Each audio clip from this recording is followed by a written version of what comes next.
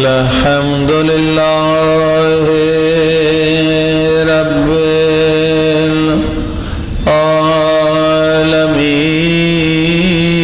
العالمين الحمد لله كما هو أهله والصلاة والسلام على سيد المرسلين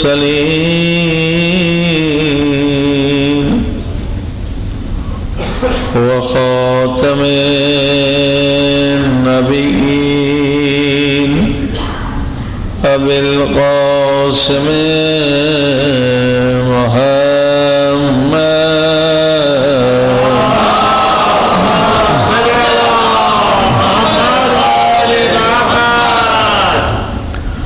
وآله الطيبين الطاهرين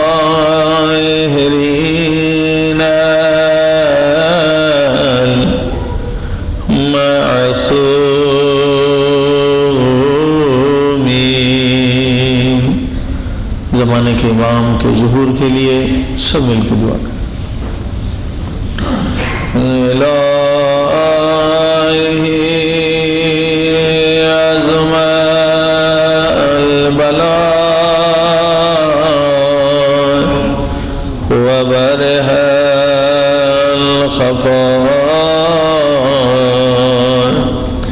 وانكشف الغطاء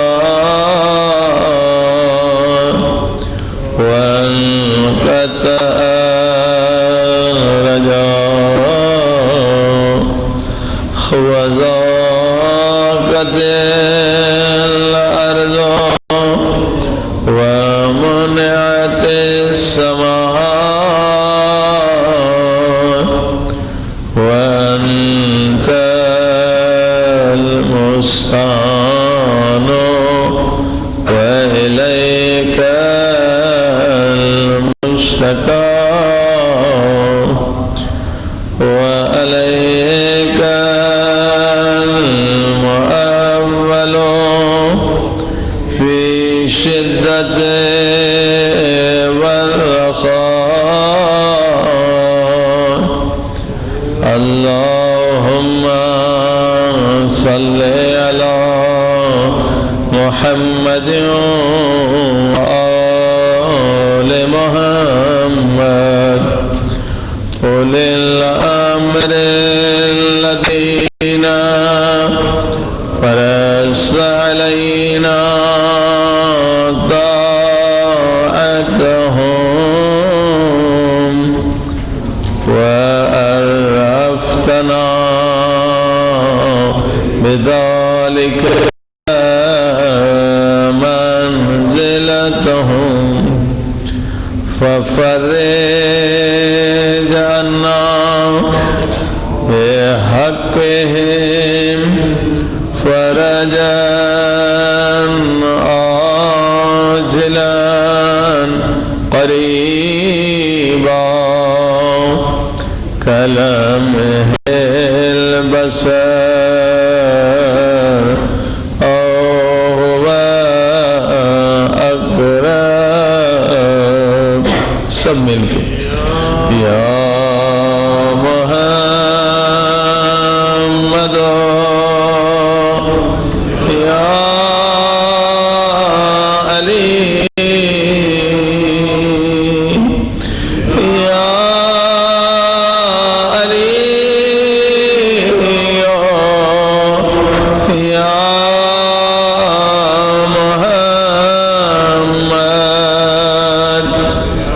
یا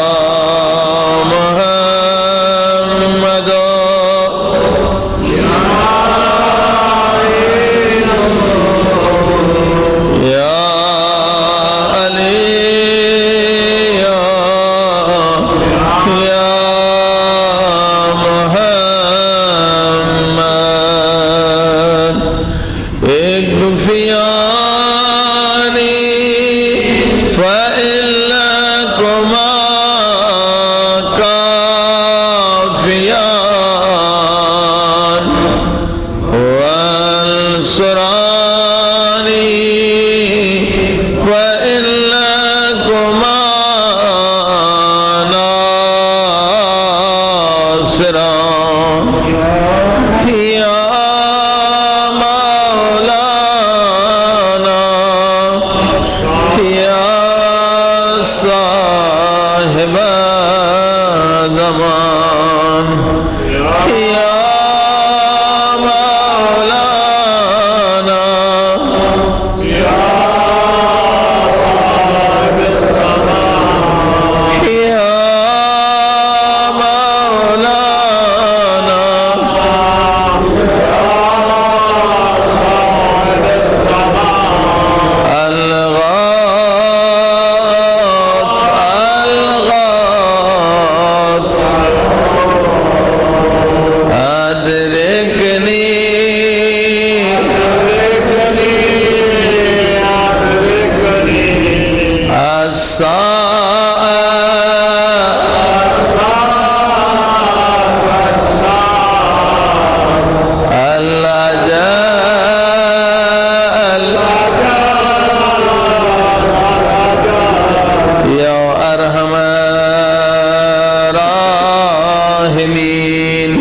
بحق محمد وآلہ الطاہرین صلوات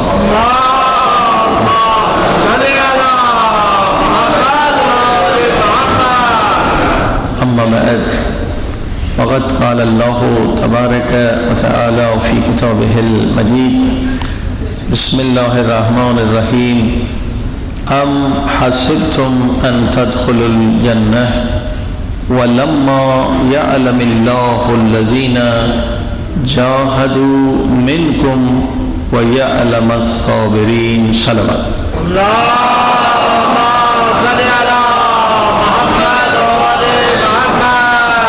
معزز سامعین، اللہ سبحانہ وتعالی کا قرآن مجید میں ارشاد ہو رہا ہے ام حسبتم، اے مسلمانوں کیا یہ تم نے سوچ رکھا ہے کہ تم جنت میں چلے جاؤ گے؟ سوال ہے پروردگار کا کہ یہ تمہاری سوچ کس قدر صحیح ہے یا غلط ہے۔ خود خدا نے جواب بھی دیا ہے کہ کیا تم سوچ رہے ہو کہ تم جنت میں چلے جاؤ گے جبکہ تم نے پوری زندگی میں کبھی جہاد نہیں کیا؟ یعنی بتلا دیا پروردگار نے کہ بغیر جہاد کے کوئی جنت میں جانے کی خواہش نہ کرے۔ ام حسبتم ان تدخلوا الجنہ ولما يعلم اللہ الذین جاہدوا منکم، نہ تم نے زندگی میں جہاد کیا ہے اور نہ تم نے زندگی میں صبر کیا ہے، تو بغیر جہاد اور صبر کے کوئی جنت میں جا نہیں سکتا۔ صلوات پہ محمد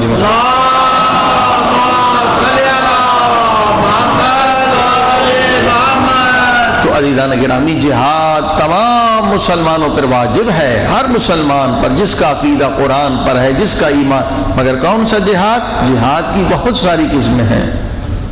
ایک جہاد تلوار سے ہوتا ہے، وہ تب ہوتا ہے جب نبی، امام یا نائب امام حکم دے۔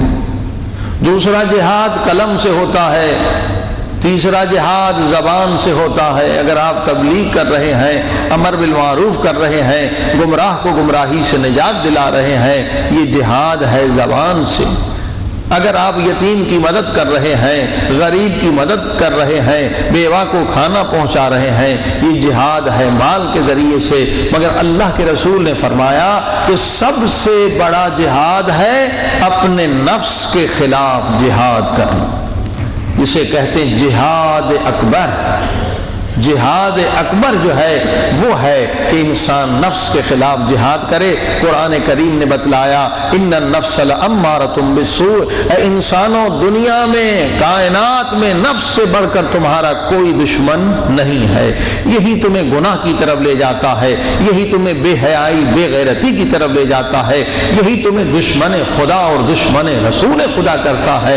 لہذا اس نفس کے خلاف جہاد کرو، اور اللہ نے نفس کے مخالف مقابلے میں ایک دوسری طاقت ہمیں عطا کی ہے جس کا نام ہے روح۔ قل الروح من امر ربی، روح عبادت کی طرف لے کر آنے والی طاقت ہے، اللہ کی طرف لے کر آنے والی طاقت ہے، قرآن کریم کا عشق دلانے والی طاقت ہے۔ یہ روح بغیر عبادت کے کوئی اور چیز آپ سے نہیں مانگتی، اور نفس گناہ کے علاوہ کوئی اور چیز نہیں مانگتا۔ صلوات پڑھیں محمد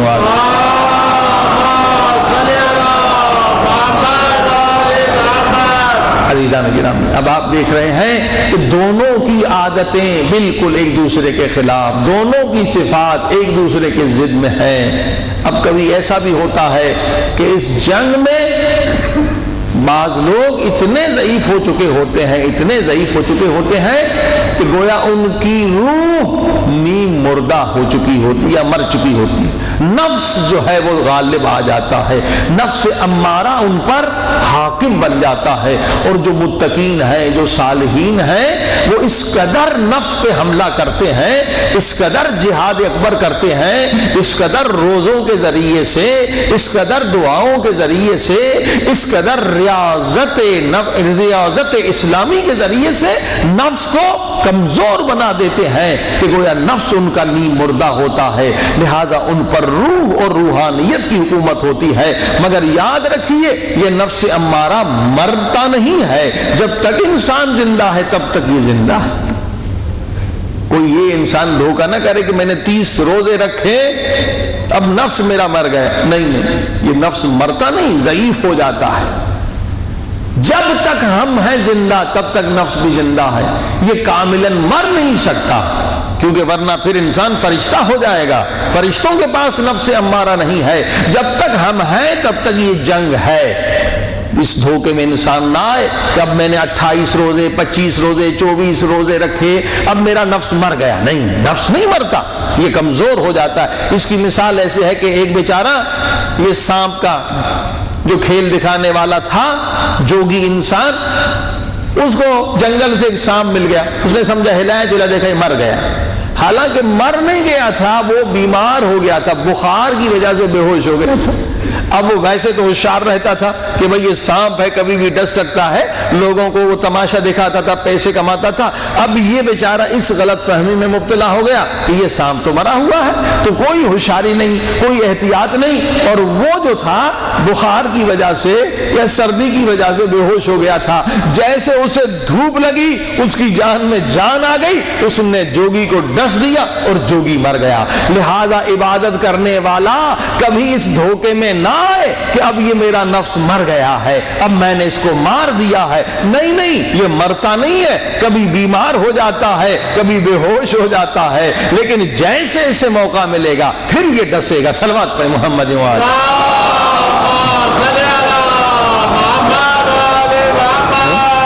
انسان سمجھ میں عالم بن گئے وہ میرا نفس مر گیا، نہیں مرتا، یہ میں زاہد بن گیا ہوں میرا نفس مر گیا، نہیں مرتا، یہ ضعیف ضرور ہو جاتا ہے، کثرت عبادت اور کثرت روزے کے ذریعے سے یہ ضعیف ہو جاتا ہے۔ عزیزان گرامی، اسی طرح سے روح انسان کی، اس کا بھی دیکھیے کیا حال ہے۔ ایک روح ہے اور ایک ضمیر ہے، اللہ نے انسان کو ضمیر بھی دیا ہے۔ ہاں جی، کتنی چیزیں اللہ نے ہمیں عطا کی ہیں ہمیں پتہ بھی نہیں ہے، عقل بھی ہے، روح بھی ہے، ضمیر بھی۔ اب کبھی کچھ لوگ بیچارے اس جنگ میں جب ہار جاتے ہیں نفس سے، وہ بے ضمیر بن جاتے ہیں۔ وہ ایک دن میں کوئی بے ضمیر نہیں بنتا، جسے بے غیرت بھی آپ کہتے ہیں۔ کوئی انسان بے غیرت بننا کب پسند کرے گا؟ کیونکہ ہر انسان کمال چاہتا ہے، نقص کوئی نہیں چاہتا۔ انسان کو کمال سے محبت ہے، نقص سے، عیب سے محبت نہیں ہے۔ یہ اللہ نے فطرت جو ہے انسان کی یہ اسلام پر خلق کی ہے، مگر یہی نفس کے حملوں کی وجہ سے، نفس سے شکست کھانے کی وجہ سے انسان بے ضمیر ہو جاتا ہے، اور اسے ہی بے غیرت کہتے ہیں۔ کیسے؟ ایک دن میں بے ضمیر ہوتا ہے کوئی ایک دن میں بے غیرت ہوتا ہے؟ نہیں، جب وہ ہتھیار پھینک دیتا ہے، نفس سے خلاف جہاد کرتا ہی نہیں، تو وہ ایک دن ضرور بے غیرت بن جائے گا۔ اب مثال دیتا ہوں، مثلا ایک انسان نے خدا نخواستہ چوری کی۔ اب چوری گناہ ہے، یہ نفس کراتا ہے۔ اب جب انسان ایک مرتبہ چوری کی تو پریشان رہے گا، یہ ضمیر اس کا اسے ملامت کرتا رہے گا کہ تو مومن ہو کر، مسلمان ہو کر، وہ بدبخت رمضان میں روزے میں تو نے چوری کی، تیرا روزہ بھی گیا، تیرا ایمان بھی گیا، ملامت ہوتی رہے گی۔ یا اس سے بڑھ کر اگر کوئی گناہ کرے، انسان قاتل کر دے، چوری سے بڑا گناہ قاتل ہے۔ تو جو بڑے بڑے قاتل گزرے ہیں ان کے انٹرویو پڑھ کر دیکھیں، انہوں نے کہا جب ہم نے پہلی مرتبہ قتل کیا تو 3 رات 4 رات ہم سو نہیں سکے، وہ منظر بار بار آیا کہ ہم نے اس کا اس طرح سے گلا کاٹا یا اس طرح سے ہم نے اسے مارا، ہم پریشان رہے، ضمیر ہم پہ لعنت کرتا رہا کہ قاتل کی سزا جہنم ہے، تو نے ایک انسان کو قتل کر دیا، تو نے ایک مسلمان کو قتل کر دیا۔ ہم 3-4 دن پریشان رہے، لیکن جب دوبارہ قتل کیا ہم نے تو اب اتنا زیادہ پریشانی کا سامنا نہیں کرنا پڑا۔ پریشان ہوئے، لیکن دوسری مرتبہ جب قتل کیا تو زیادہ ضمیر نے ملامت نہیں کی، ضمیر نے تو ملامت کی مگر ملامت کم تھی۔ اور جب تیسری مرتبہ قتل کیا تو اب تو ضمیر کی آواز اور کمزور ہو گئی، ضمیر تو ہے مگر اب کمزور ہوتا چلا جائے، اب ضمیر کی آواز اور کمزور ہو گئی۔ پھر چوتھی مرتبہ قتل کیا تو وہ اور ضعیف ہو گئی، پھر 5ویں مرتبہ قتل ہو گیا، اب تو آواز آ ہی نہیں رہی تھی، الٹا ہمیں قتل کرنے میں مزہ مل رہا۔ تمام گناہ ایسے ہیں، انسان جب بھی گناہ کرتا ہے ضمیر اس پہ لعنت کرتا ہے، ملامت کرتا ہے، عزیزان گرامی، لیکن مسلسل گناہ کرنے کی وجہ سے ضمیر کی آواز کمزور ہوتی چلی جاتی ہے اور کمزور ہوتی چلی جاتی ہے، اور جہاں ضمیر کی آواز کمزور ہو جائے وہاں انسان کو گناہ میں لذت ملنے لگتی ہے، حالانکہ گناہ میں حقیقی لذت نہیں ہے، حقیقت میں انسان کو گناہ سے نفرت ہے۔ چور کتنا بھی بڑا چور ہو مگر پسند نہیں کرے گا میرا بیٹا چور بنے۔ ہاں جی، کیوں؟ کہ اسے گناہ سے نفرت ہے۔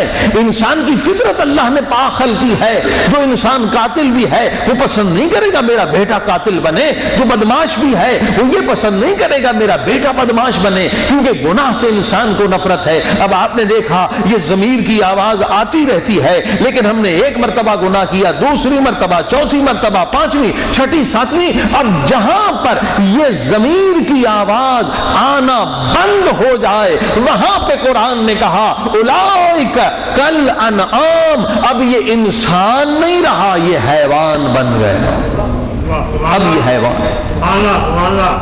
جب تک ضمیر کی آواز آتی رہے تو سمجھو کہ انسان ہے، لیکن گناہ کر رہا ہے اور اس کے بعد ہنس رہا ہے، کوئی ملامت نہیں، کوئی پشیمانی نہیں، بلکہ الٹا گناہ کرنے میں لذت حاصل کر رہا ہے۔ فلاں کو میں نے ایسے مارا، فلاں کو میں نے ایسے ذلیل کیا، فلاں کو میں نے ایسے بے آبرو کیا، اس سے اور لذت حاصل کر رہا ہے۔ یعنی اب اس کا ضمیر مر چکا ہے، یہ انسان نہیں رہا کیونکہ یہ بے غیرت ہو چکا ہے۔ اب اس میں ضمیر کی آواز آنا جو بند ہو گئی تو قرآن نے کہا اولئک کل انعام، اب یہ انسان نہیں بلکہ حیوان ہے، بلکہ قرآن نے کہا نہیں بل ہم اضل، یہ حیوان سے بھی برا ہے، حیوان سے بھی بدتر ہے۔ صلوات محمد۔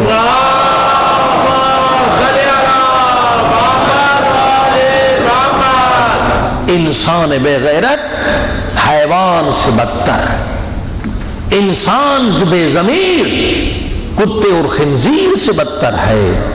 وہ انسان نہیں رہا، وہ ضمیر کی آواز ختم ہو گئی، شرافت کی آواز ختم ہو گئی۔ اسی لیے جب معصوم سے پوچھا گیا کہ مولا ایمان کی نشانی کیا ہے، کم سے کم ایمان کی، اس میں تھوڑا سا ایمان ہے بندے میں، تھوڑے سے ایمان کی نشانی، فرمایا کم سے کم ایمان، سب سے کم تر ایمان جس کے دل میں ہوگا گناہ کرنے کے بعد وہ پشیمان ہوگا۔ گناہ کے بعد پشیمان ہی نہیں ہو رہا تو یقین رکھ لے کہ اس کے دل میں ایمان نہیں آیا۔ کم سے کم، سب سے کم ترین درجہ ایمان یہ ہے کہ گناہ کرنے کے بعد انسان پشیمان ہو اور نیک عمل کرنے کے بعد انسان خوشی محسوس کرے۔ صلوات پڑھے محمد۔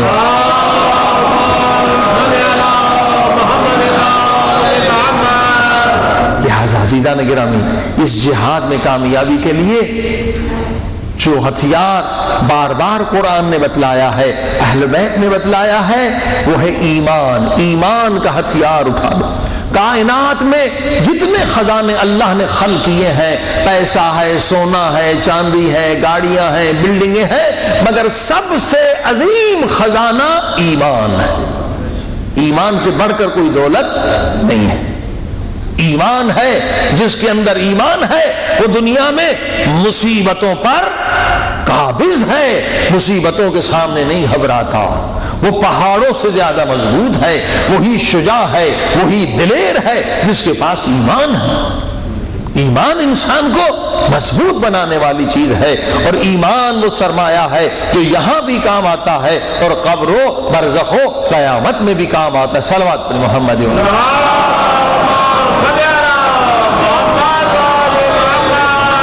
اور الحمدللہ ہم سب کو ایمان حاصل کرنے کی ضرورت ہے، سب کو ایمان حاصل کرنا ہے۔ اگر ایک درجے ایمان پر آپ ہیں تو کوشش کریں دوسرے درجے ایمان پر پہنچ جائیں، اگر دوسرے درجے ایمان پر آپ ہیں تو کوشش کریں تیسرے درجے ایمان پر پہنچ جائیں، کیونکہ اصل تو یہی خزانہ ہے نا۔ لوگ ہزار پتی ہیں تو لکھ پتی بننا چاہتے ہیں، لکھ پتی ہے تو کروڑ پتی بننا چاہتا ہے نا، تو وہ پیسہ کروڑا تو قبر میں ساتھ جانے والا نہیں ہے۔ اصل سرمایہ ایمان ہے جو قبر میں جائے گا۔ جس کے دل میں ایمان ہوگا اسے فرشتے منکر و نکیر جھک کر سلام کریں گے، اور جس کے دل میں ایمان نہیں ہوگا اس کے منہ پہ فرشتے لعنت ماریں گے، عذاب ماریں گے کہ تجھے اللہ نے 60-70 سال زندگی دی، اے بدبخت، جو اصل خزانہ تجھے حاصل کرنا تھا وہ تو اس دنیا سے لے کر نہیں آیا، سوائے گناہوں کے سوا اور کچھ بھی نہیں لایا۔ تو ایمان سب سے بڑا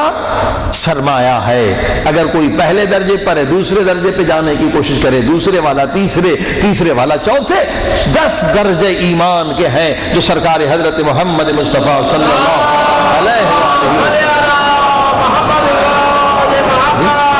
اور جب ہم مولا علی کی محبت رکھتے ہیں تو اللہ کے رسول نے جنگ خندق میں فرمایا کہ آج کل ایمان علی، کل کفر عمر بن عبد ود کے مقابلے میں جا رہا۔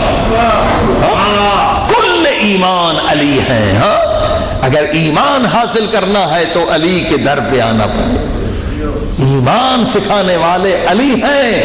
رسول خدا نے فرمایا مدینۃ العلم بھی علی ہے اور کل ایمان بھی علی ہے۔ مرکز علم چاہتے ہو علی کے در پر آؤ، ایمان چاہتے ہو علی کے در پر آؤ، عبادت چاہتے ہو علی کے در پر آؤ، سخاوت چاہتے ہو علی کے در پر آؤ، حکمت چاہتے ہو تو علی کے در پر آؤ۔ صلوات پہ محمد و آلہ۔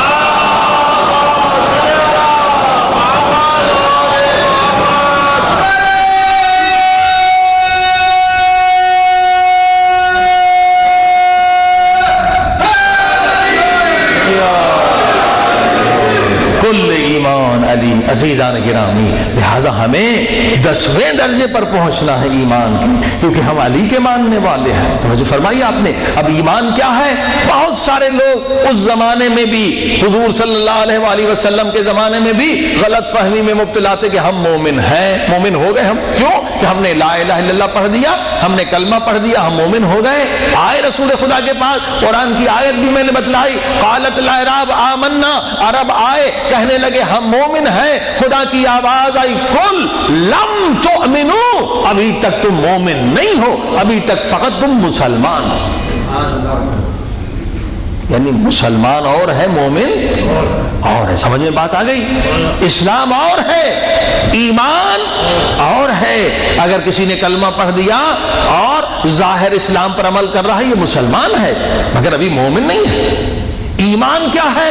میں نے عرض کیا ایمان 2 چیزوں کا نام ہے، ایک نورانی عقیدہ ہو، توحید پر، عدل پر، نبوت پر، امامت پر، قیامت پر، اصول دین۔ ایک نورانی عقیدہ ہو اور نورانی عقیدے کے ساتھ اعمال صالحات اس قدر بجا لائے کہ اس مومن کا ارادہ پہاڑوں سے زیادہ مضبوط ہو جائے۔ 2 چیزیں کہ ارادہ مومن کا ہزاروں انسانوں سے مضبوط ہوتا ہے، یہ ہے ایمان. اور یہ ارادہ مضبوط بنتا ہے عمل صالح کے ذریعے سے، روزے کے ذریعے سے، نماز کے ذریعے سے، حج کے ذریعے سے، زکوٰۃ کے ذریعے سے، خمس کے ذریعے سے، امر بالمعروف کے ذریعے سے. یہ جو فروع دین اہل بیت نے بتلائے ہیں ان پر عمل کرتے چلے جائیں گے، کیا ہوگا؟ ارادہ مضبوط ہوتا چلا جائے گا. جتنا زیادہ عمل کریں گے اتنا زیادہ ارادہ مضبوط ہوگا اور اتنا درجہ ایمان بڑھتا چلا جائے گا. صلوات پڑھی محمد و آلہ.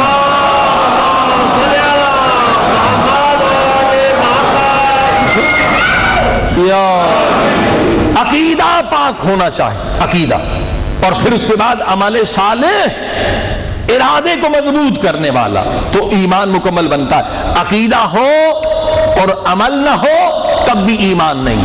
عمل ہو اور عقیدہ صحیح نہ ہو تب بھی ایمان نہیں. اب آپ نے دیکھا یہ لازم و ملزوم چیزیں ہیں کہ عقیدہ بھی پاک اور عمل بھی پاک. بعض لوگوں کا عقیدہ پاک ہے، عمل پاک نہیں، ایمان نہیں. بعض لوگوں کا عمل پاک ہے مگر عقیدہ پاک نہیں، ان کا بھی ایمان نہیں. صلوات پر محمد و آلہ.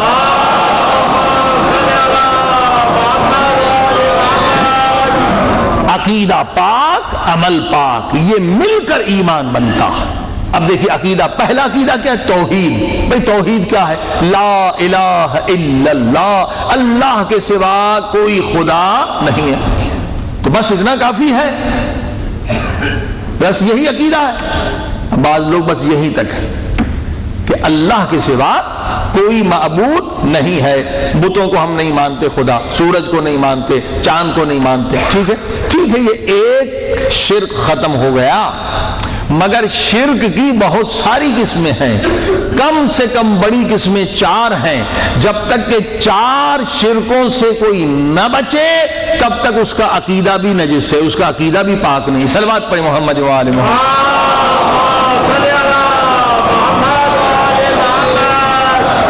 تو پہلے توحید، پھر نبوت، پھر امامت. انشاءاللہ آہستہ آہستہ چلیں گے کہ پہلے عقیدہ کیسے پاک ہوتا ہے. بھائی صرف لا الہ الا اللہ کہنے سے اگر آپ نے یہ ترجمہ اس کا سمجھ لیا، اور ظاہراً ترجمہ یہی ہے کہ ایک اللہ کے سوا کوئی معبود نہیں ہے، آپ نے کہا ہم بتوں کو نہیں مانتے، ہم سورج کو خدا نہیں مانتے، تو یہ آپ نے ایک شرک سے اپنے کو آزاد کر لیا. وہ کون سا شرک؟ در عبادت خدا، اللہ کی عبادت میں شرک کرنے سے آپ بچ گئے. مگر 3 شرک ابھی اور بھی ہیں، ان سے بھی بچنا ہے. وہ کیا ہے؟ وہ ہے ایک شرک در صفات خدا، اللہ کی صفات میں شرک کرنا. اور بہت سارے لوگ بیچارے نادانی کی وجہ سے یہ شرک کرتے ہیں. وہ کیسے؟ مثلا کسی نے آپ کی مدد کی، کسی نے آپ کو نوکری دلوائی، کسی نے آپ کو مثلا کوئی اچھی جاب دلوا دی. اب کیا کہتے ہیں کہ بھائی اگر یہ نہ ہوتے تو میں برباد ہو جاتا، اگر یہ نہ ہوتے تو میں ذلیل ہو جاتا. یہ جملہ شرک ہے. آپ بندے کو عزت دینے والے سمجھ رہے ہیں، جبکہ خدا کہتا ہے وَتُعِزُّ مَن تَشَاءُ وَتُذِلُّ مَن تَشَاءُ. اصل عزت کا مالک میں ہوں، یہ تو بیچ میں فقط وسیلہ ہے. یہ شرک ہو گیا، شرک ہو گیا. اکثر لوگ بیچارے یہ شرک کرتے ہیں کہ بھئی اگر آپ نہ ہوتے میں ذلیل ہو جاتا، آپ نہ ہوتے میں برباد ہو جاتا. بھئی یہ بیچارہ کیا؟ یہ بیچارہ جو انسان آپ ہی کی طرح انسان ہے، اسے نہ اپنے موت کی خبر نہ حیات کی خبر. آپ اسے کہہ رہے ہیں کہ یہ عزت کا مالک ہے. نہیں، یہ جملہ یوں کہنا چاہیے کہ اگر اللہ نے آپ کے ذریعے سے میری مدد نہ کی ہوتی تو میں ذلیل ہو جاتا. یعنی اصل مدد کرنے والا خدا ہے، اصل عزت دینے والا خدا ہے. صلوات پڑھی محمد و آلہ.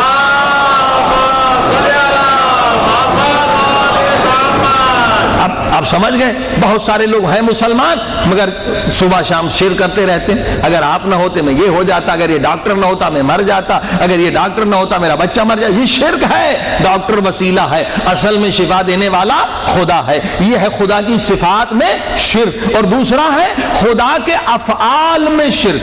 خدا کے افعال، فعل کی جمع افعال، خدا کے اعمال میں شرک. کیسے؟ ابھی آپ نے سنا وَتُعِزُّ مَن تَشَاءُ وَتُذِلُّ مَن تَشَاءُ. عزت دینے والا خدا ذلت سے بچانے والا خدا، رزق دینے والا خدا، ہاں طاقت دینے والا خدا، حیات دینے والا خدا، موت دینے والا خدا، اس میں بھی بہت سارے لوگ شرک میں مبتلا ہیں، ان کا عقیدہ ابھی پاک نہیں ہوا۔ پاک عقیدہ بنانے کے لیے لا الہ الا اللہ کو سمجھنا ہوگا۔ لا الہ الا اللہ کا فقط یہ مقصد نہیں ہے کہ ہم ایک شرک سے بچ جائیں، بلکہ لا الہ الا اللہ کا مقصد ہے کہ ہم سارے شرکوں سے بچ جائیں، اور وہ تب بچیں گے جب لا الہ الا اللہ کی روح کو سمجھیں گے۔ لا الہ الا اللہ کی روح ہے لا مؤثر فی الوجود الا اللہ۔ جتنا لا الہ الا اللہ مختصر ہے، اس کی تفسیر بھی اس طرح سے مختصر اور جامع یہ علماء نے بہترین انداز سے ہمیں سمجھایا ہے کہ لا الہ الا اللہ کی روح کیا ہے، حقیقت کیا ہے۔ لا الہ الا اللہ دل میں کب جائے گا جب تک اس جملے کو نہ سمجھیں۔ لا الہ الا اللہ کا حقیقی ترجمہ یہی ہے، حقیقی روح یہی ہے، حقیقی مفہوم یہی ہے، کیا؟ لا مؤثر فی الوجود الا اللہ۔ کیا ترجمہ؟ اللہ کے سوا کوئی مؤثر نہیں ہے۔ اب مؤثر کو پہلے سمجھے، جیسے روشنی کیا ہے؟ اثر ہے۔ مؤثر کیا ہے؟ سورج، سورج سے روشنی آتی ہے، رات کو چاند سے، تو روشنی اثر اور مؤثر کو چاند۔ تو یہ جملہ کیا ہے؟ لا مؤثر فی الوجود الا اللہ، کائنات میں کوئی مؤثر نہیں ہے، کوئی مؤثر نہیں، یعنی کوئی نفع دینے والا نہیں ہے، کوئی نقصان سے بچانے والا نہیں ہے، کوئی عزت دینے والا نہیں ہے، کوئی ذلت سے بچانے والا نہیں ہے، کوئی رزق دینے والا نہیں ہے۔ اگر ہے تو الا اللہ، خدا اصل مؤثر خدا ہے۔ بیچ میں وسیلے بہت سارے آتے ہیں، صلوات پڑھیں محمد وآلہ۔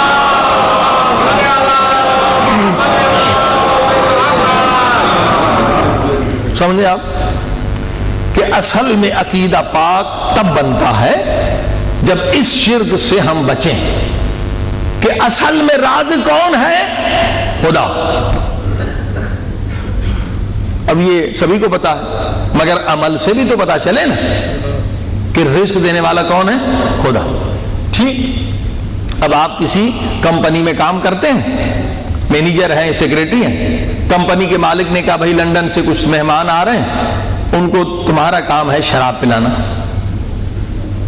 ٹھیک، اب آپ نے کہا کہ بھئی شراب پلانا تو حرام ہے، اس نے کہا شراب نہیں پلاؤ گے تو تمہاری نوکری ختم۔ اب 1000 درہم یا دینار بھی آپ کو مل رہے ہیں، اچھی جاب ہے، اور اتنے قرضے بھی لے رکھے ہیں آپ نے۔ اب یہاں پہ آپ کے ایمان کا امتحان لیا جا رہا ہے کہ آپ مشرک ہیں یا مومن ہیں۔ صلوات پڑھیے محمد وآلہ۔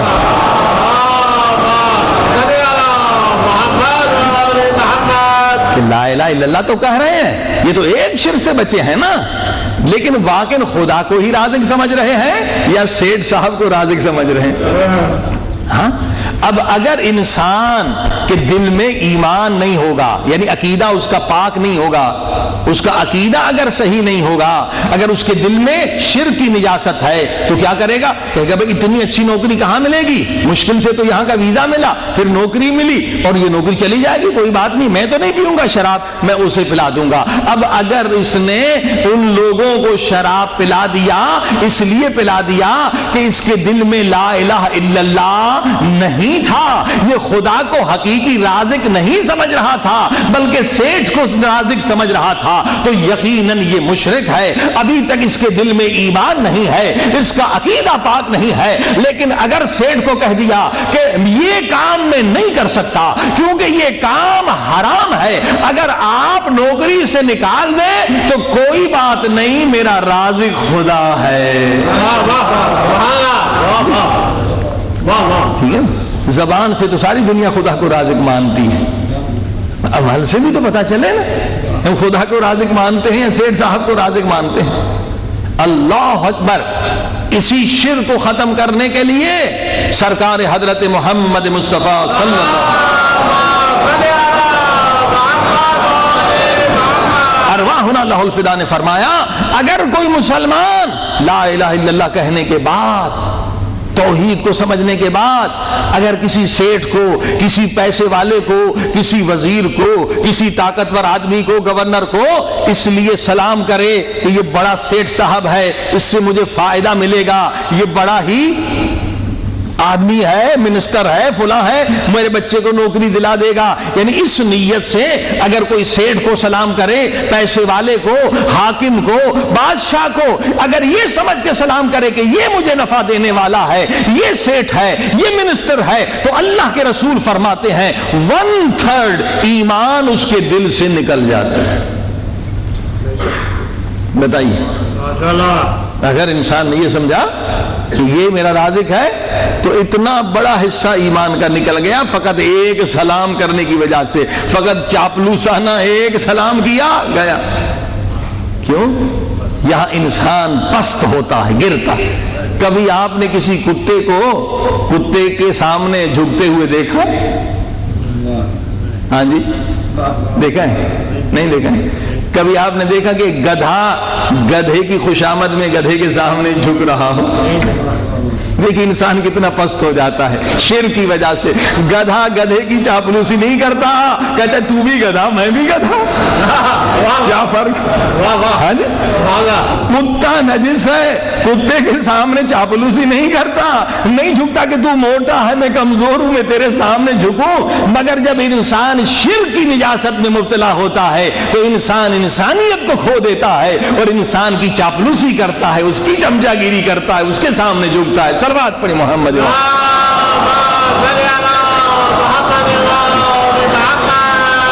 یہ ایمان کی کمی ہے، عقیدہ نجس ہے، عقیدہ پاک ہونا چاہیے پھر ایمان ملتا ہے۔ انسان کو رازق سمجھ رہا ہے، انسان سے ڈر رہا ہے۔ عزیزان گرامی یہ شرک ہے۔ اب بہت سارے لوگ ہیں، پہلے تو پتہ نہیں تھا، بتایا گیا بھائی یہ جو آپ کام کر رہے ہیں یہ حرام ہے۔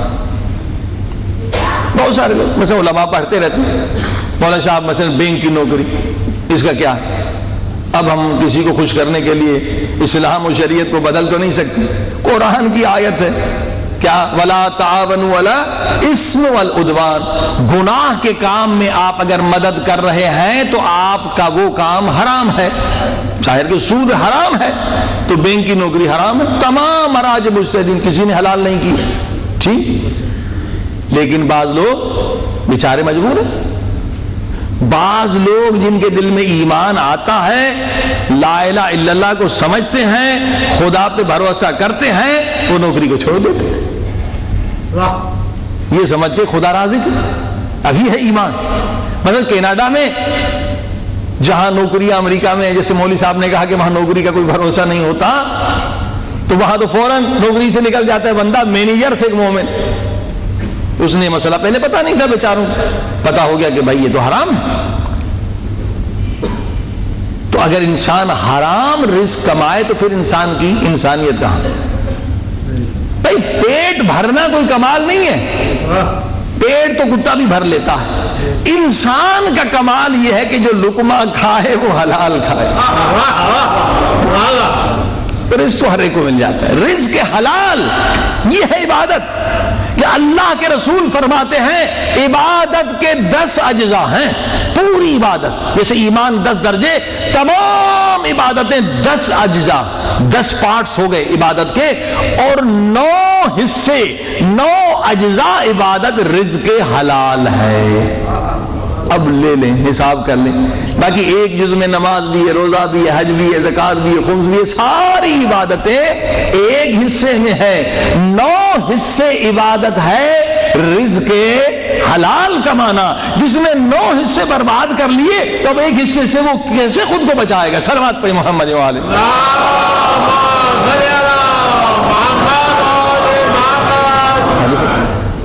اب انہوں نے نوکری چھوڑ دی، اور دیکھیے ایمان اسے کہتے ہیں، خدا پہ بھروسہ اسے کہتے ہیں، اور خدا نہیں چھوڑتا کسی کو، خدا بھی امتحان لیتا ہے یہ کتنا پکا ہے ایمان میں۔ مینیجری ایک اچھی نوکری، کتنے الاؤنس ملتے ہیں، کتنے فوائد، وہ بھی کینیڈا میں پردیس میں چھوڑ دی نوکری اور جا کے کیا کام کیا؟ چوکیداری کا کام۔ اب بتائیے کہاں سے آئے، کہاں سے آگے، کہاں گرے؟ جنرل مینیجر یا مینیجر آف بینک، اور ایک بلڈنگ میں چوکیدار لگ گئے۔ وہ جناب لفٹ کا دروازہ کھول رہے ہیں، یہ کر رہے ہیں۔ اب اس بلڈنگ کا ایک بہت بڑی کمپنی تھی، وہاں چوکیدار لگ گئے، پیٹ تو پالنا تھا کہ رزق حلال ہو چاہے چوکیداری ملے، یہ ایمان اسے کہتے ہیں۔ ہاں جی، اب پڑھے لکھے آدمی اس بلڈنگ کا مالک آیا، اس نے دروازہ کھولا، جب اس سے بات کی، اس نے کہا تم تو پڑھے لکھے آدمی لگتے ہو، تم چوکیداری کیسے کر رہے ہو؟ کہا میں بینک میں مینیجر تھا، مگر میرے مذہب نے بتایا کہ یہ حرام ہے، میں نے اسے چھوڑ دیا۔ اور وہ تھا ایک بہت بڑی کمپنی کا مالک، اس نے کہا اتنا ایماندار آدمی یہ مجھے کہاں سے ملے گا؟ اس نے اسے بڑی کمپنی کا ڈائریکٹر بنا دیا کہ مینیجر سے بھی 4 گنا زیادہ تنخواہ۔ صلوات پڑھی محمد۔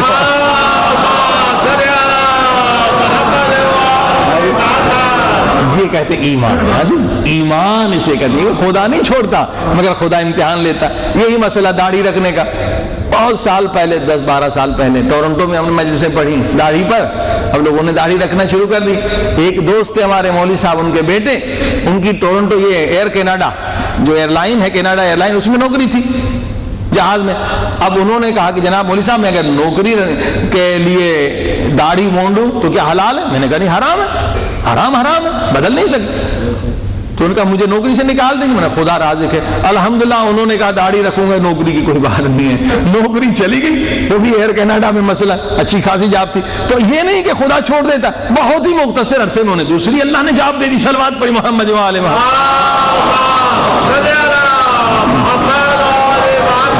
یعنی انسان کا ایمان مضبوط ہونا چاہیے، ایمان ہمارا ضعیف ہے۔ توجہ فرمائی آپ نے کہ عقیدہ ہمارا جب پاک ہو جائے تو پھر ہم اللہ کے سوا کسی کو رازق نہیں سمجھتے، نفع اور نقصان کا مالک نہیں سمجھتے۔ صلوات پہ محمد و آل۔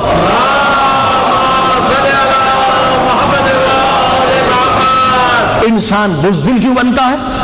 بزدلی بھی شرک ہے۔ ہاں، انسان جو بزدل ہوتا ہے، بزدل کیوں بنتا ہے؟ بزدلی شرک ہے۔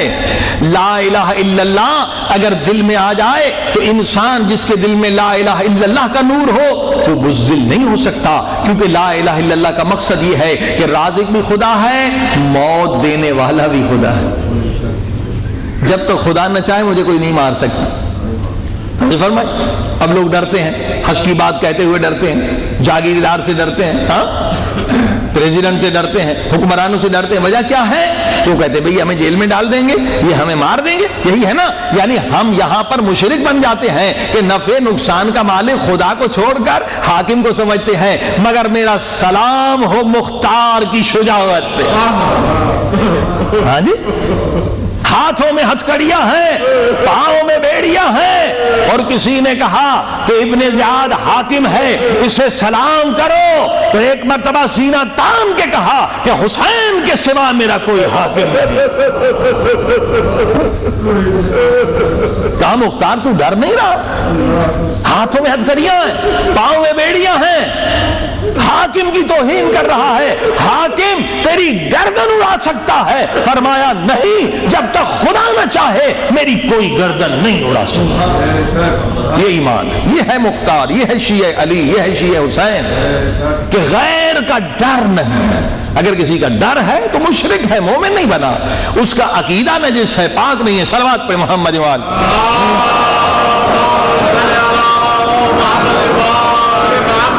یہ افعال خدا میں شرک ہے۔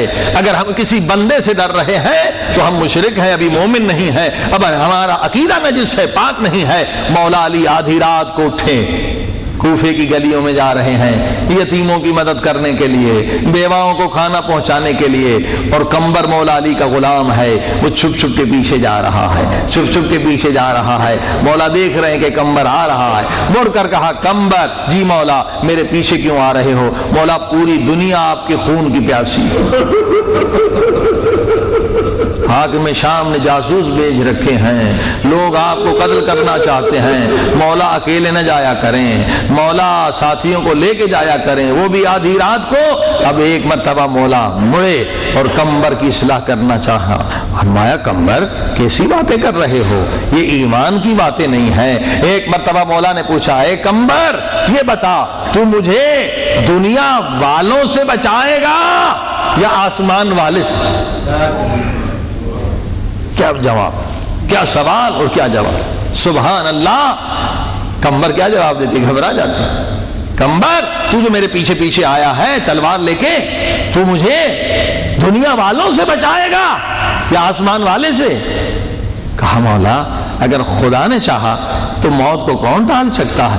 میں تو اس لیے آیا ہوں تاکہ زمین والے شریر لوگ آپ کو نقصان نہ پہنچائیں، بس یہ سننا تھا۔ مولا علی نے فرمایا سن کمبر، عقیدہ مومن کا یہ ہونا چاہیے، اے کمبر سن، اور قیامت تک آنے والوں کو سنا کہ جب تک خدا نہ چاہے تو زمین کا کوئی شریر مجھے ذرہ برابر نقصان نہیں پہنچا سکتا۔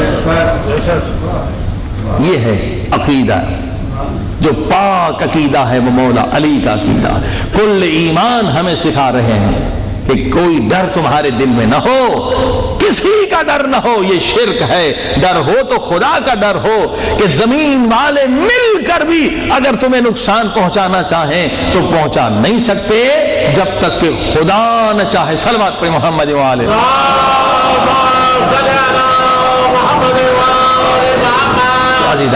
عقیدہ پاک ہونا چاہیے۔ ایمان کا ایک حصہ عقیدہ ہے اور دوسرا حصہ عمل صالح کے ذریعے سے اپنے ارادے کو پہاڑوں سے زیادہ مضبوط کرنا،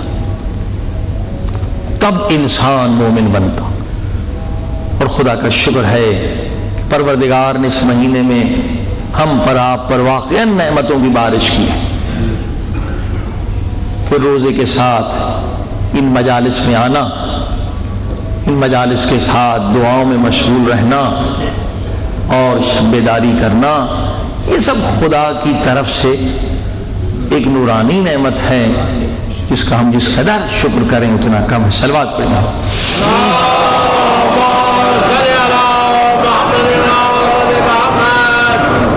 آئیے خدا کی بارگاہ میں چلیں کہ میرے اللہ تھوڑی سی راتیں رہ گئی ہیں، ان راتوں میں بھی ہمیں لذت عبادت عطا فرما، لذت مناجات عطا فرما، لذت گریہ عطا فرما، اپنے گناہوں پر توبہ کرنے کی توفیق عطا فرما۔ اللہم صلی علی محمد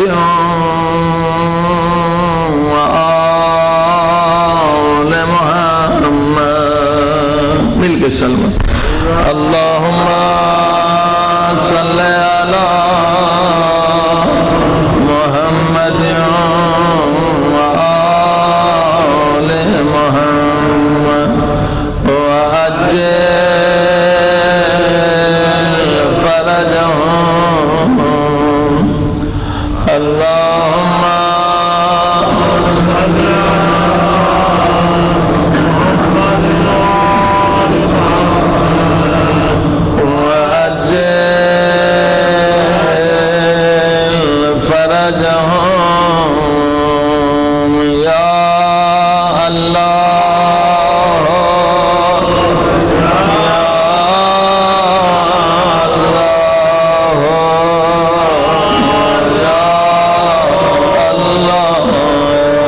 بلند آواز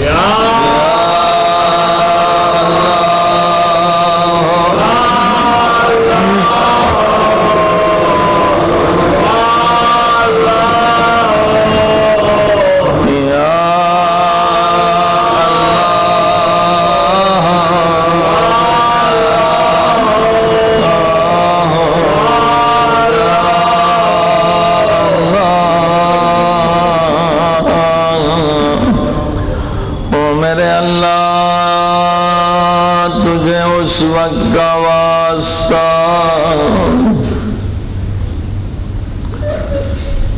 جب جناب زینب حسین کی لاش پہ آئی،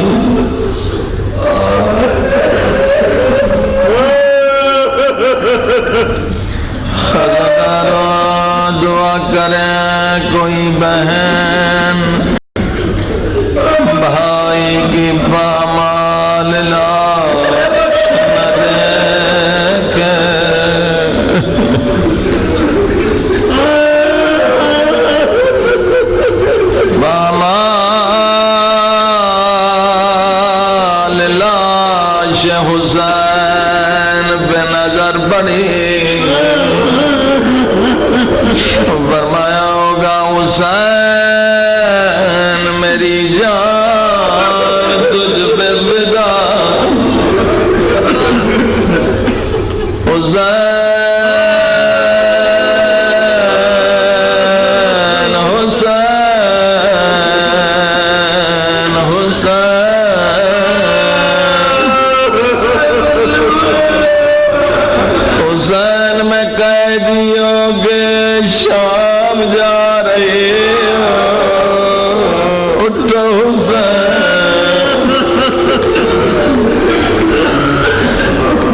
سلام قبول کر لے۔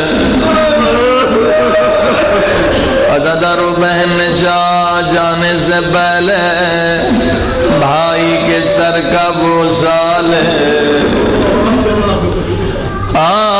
چاروں طرف لاش کے دیکھا مگر سر موجود نہ تھا۔ سر حسین نیزے کی نوک پہ سوار تھا۔ جب سر نظر نہ آیا بہن نے چاہا ہوگا بھائی کے بدن کا بوسہ لے۔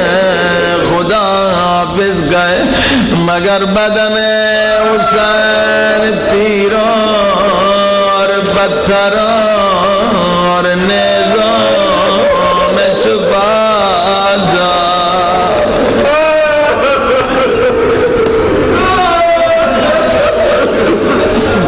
عزاداروں مجھے نہیں معلوم سید زادیوں نے